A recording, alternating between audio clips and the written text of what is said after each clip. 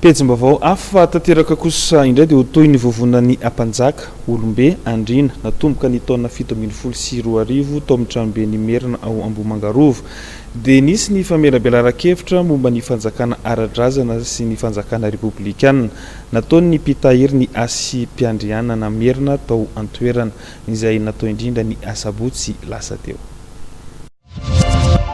Ny tsy fifandanjana eo amin'ny fitondrana ofisialy na republikana sy ny fitondrana ara-drazana na natoraly dia isan'ny vato misakana amin'ny fampandrosoana eto Madagasikara.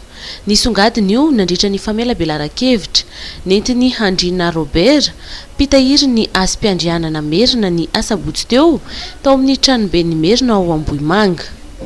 Rehefa miresaka izay fitondrana ara-drazana izay dia tsy maintsy resahana ny maha-malagasy na mahagasy izay samihafa tokoa.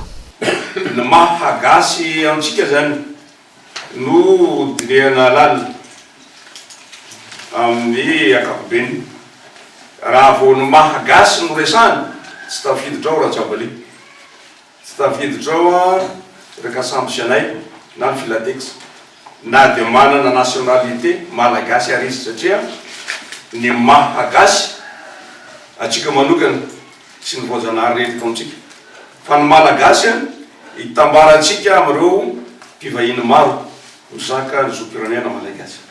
Nanatrika izao famelabelaran-kevitra izao ry zareo avy ao amin'ny Centre d'études diplomatiques et stratégiques andiany Blaise Rabetafika ka nahavohitra nandritra ny hetsika ihany koa ny stratégie nandrianam-pony Merina.